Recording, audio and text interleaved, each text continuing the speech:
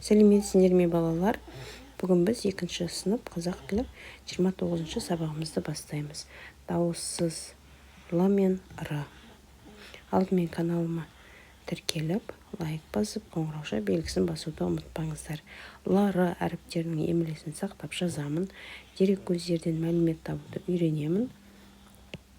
44-ші жаттығу. Өлеңді жатқа жаз. Өлеңді жаттаймыз, сосын дәптерімізге әдемілеп жазамыз.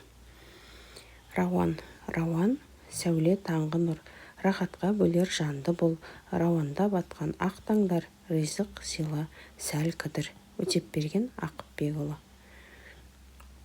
Р дыбысынан басталған сөздердің астын сыз, яғни рауан, рақат, рауандап, ризық. Олардың айтылуы мен жазылуын салыстыр. Яғни рауан айтылуы, рауан жазылуы. Рақат алдында әріпі бар, бірақ ол жазылмайды. Жазылған кезде рақат деп жазылады. Айтылған кезде ризық, жазылған кезде әріпі жазылмайды, ризық деп жазылады. Енді рауан, рақат, ризық сөздердің мағынасын түсіндірмек, сөздіктен тауып біліп ал дейді. Міне, біз рауан, рақат, ризық сөздерінің түсіндірмесін жаздық. Сіздер де осылай дәптерлеріңізге жазып алсаңыздар бұл. 45-ші жаттығу. Бұлтта берілген сөздердің бір әріпін өзгерту арқылы Л әріпінен басталатын сөздер жасап жаз. Бізде бұлтта жайық, яғни Ж әріпінің орнына Л қоямыз. Лайық, бақ, Б әріпінің орнына Л қоямыз. Лақ, бас, Б әріпінің орнына Л қоямыз. Лас. Тайым, Т әріпінің орнына Л қойсақ, лайым.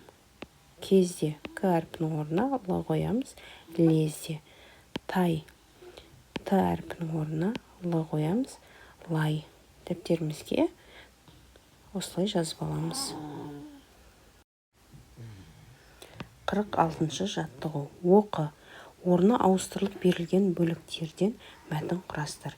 Яғни бізде бірінші мағынасы бойынша бірінші осы жазылады. Оқимыз. Жазғы демалыс кезі. Біз жүгерінің арам шөбін отап жүредік. Кенет күн бұлттанып, лезде жаңбыр құйып кетті. Екінші мынау жазылады. Жұрт паналар жер таппаған соң кетпен күректерін төбелеріне тосты.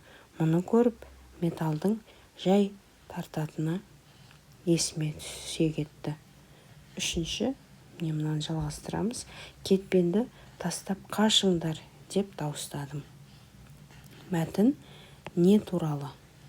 Мәтін адамдарға қауіп төндіретін найзағай туралы айтылған екен. Келесі мәтіннен Л дыбысынан басталатын сөзді тап. Л дыбысынан басталатын сөз бізде лезде және астын сызып қойдық. Келесі найзағай туралы балаларға арналған энциклопедиядан біліп ал.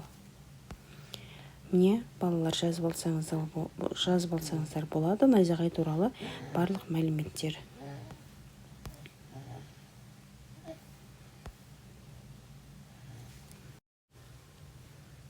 47-ші жаттығу. Ребусты шеш. Шешуіндегі гүлді сипаттап жаз. Яғни бізде ара бір әріпін алып тастаймыз, сонда ра шығады. Мына жерде оқ көрсетілген. Оқ, яғни артқы жағынан екі әріпті алып тастаймыз, сонда у. Рау, шана. Артқы жағынан бір әріпті алып тастаймыз, сонда шан. Сонда бізде рау, шан деген сөз шығады. Шешуіндегі гүлді сипаттап жаз. Раушан деген гүл әдемі, ашық түсті, хош иісті гүл екен. Осылай дәптерімізге жазып аламыз. Осымен сабағымыз аяқталды. Келесі кездескенше сау